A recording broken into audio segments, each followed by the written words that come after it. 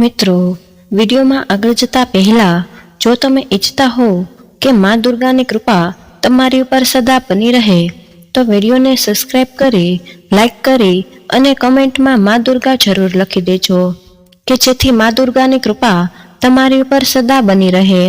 મિત્રો, વાસ્તુશાસ્ત્ર પંડિત મનોપાલ ઝા કહે છે કે નવરાત્રિના ખાસ અવસર પર વાસ્તુ દોષ સરળતાથી દૂર કરી શકાય છે। તો મિત્રો, સનાતન ધર્મ અનુસાર લોકો પૂજા ધર્મ, કામ અને વાસ્તુને વિશેષ મહત્વ આપે છે। આવી સ્થિતિમાં આજકાલ બદલાતા સમયમાં લોકો વાસ્તુ અનુસાર જીવન જીવવા અને દરેક પ્રકારના કામ કરવા લાગે છે। તો મિત્રો, ઘરમાં રહેલી નકારાત્મક શક્તિઓને કારણે ઘણા લોકોના કામ બગડી જાય છે અને બીજા ઘણા કામ અટકી જાય છે। સાથે જ તેમને ઘરની સાથે સાથે અન્ય જગ્યાએ પારિવારિક અને શારીરિક સમસ્યાઓનો પણ સામનો કરવો પડે છે। તો મિત્રો, આ ઉપાય તમને કરવાથી આગામી 10 દિવસ સુધી કરો। પૂર્ણિયાના વાસ્તુશાસ્ત્રી પંડિત મનોપાલ ઝા કહે છે કે નવરાત્રિના ખાસ અવસર પર વાસ્તુ દોષને સરળતાથી દૂર કરી શકાય છે। તેમણે કહ્યું છે કે શારદીય નવરાત્રિ દરમિયાન સૌપ્રથમ માતાની પૂજા કરવાથી દરેક ધર્મના દરેક દોષ અને ખામીઓ આપોઆપ દૂર થઈ જાય છે। આ માટે 10 દિવસ સુધી નિયમિત રીતે દેવી માતાની પૂજા કરવી પડશે। તો મિત્રો, આર્થિક સમસ્યાઓ માટે કરો આ ઉપાયો। તેમણે કહ્યું કે જો તમારા ઘરમાં પૂજા થઈ રહી છે તો તમારું વાતાવરણ બદલાઈ જશે, ઘરમાં રહેલી નકારાત્મક શક્તિઓ અને બહારની ખરાબ શક્તિઓનો પ્રભાવ પણ દૂર થઈ જશે। તેમણે કહ્યું કે આ દિવસોમાં લોકોને આર્થિક સમસ્યાઓ છે, જેના કારણે તમે આ પૂજામાં આર્થિક સમસ્યાઓથી કેવી રીતે છુટકારો મેળવી શકો છો। તો મિત્રો, આ નવરાત્રિમાં આ ઉપાય કરવાથી ધનના પ્રવાહનો માર્ગ ખુલશે। તેમણે કહ્યું કે આમ કરવાથી ઘરના તમામ દુઃખ, કષ્ટ, પરેશાનીઓ અને અન્ય ખામીઓ દૂર થઈ જશે। તો મિત્રો, કલશ લગાવતા પહેલા કરો આ 6 કામ, નહીં તો માં દુર્ગા ગુસ્સે થઈ જશે। કપૂરથી કરો આ ઉપાય।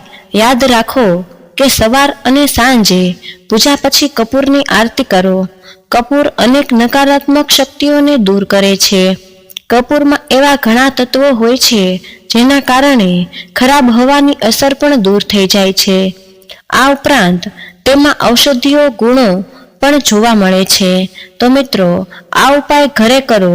તેની સાથે જ લોકોના ઘરોમાં ગાયના છાણથી બનેલું ગોથું મળે છે અને ગાયના છાણને સળગાવીને તેમાં સાકર નાખીને તમારા ઘરની ઉત્તર, દક્ષિણ, પૂર્વ, પશ્ચિમ ચારેય દિશામાં સળગાવી દો અને ધુમાડો બતાવો, જેના કારણે તમારા ઘરમાં હાજર તમામ નકારાત્મક શક્તિઓ દૂર થઈ જશે।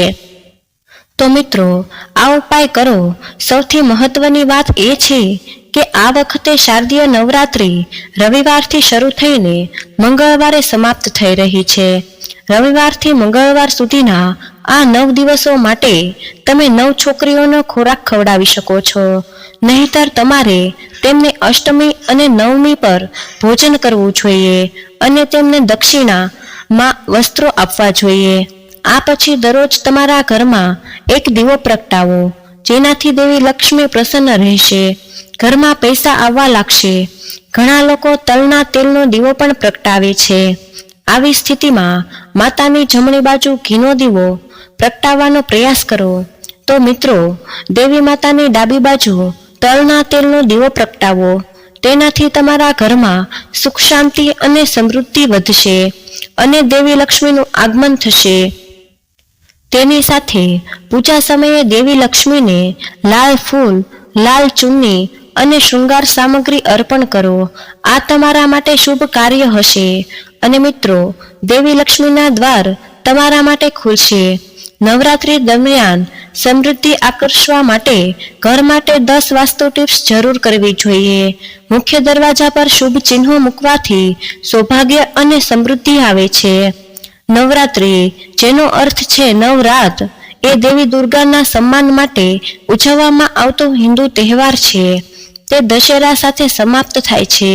તો મિત્રો, જેને વિજયાદશમી પણ કહેવાય છે, જે 10મા દિવસે ઉજવવામાં આવે છે.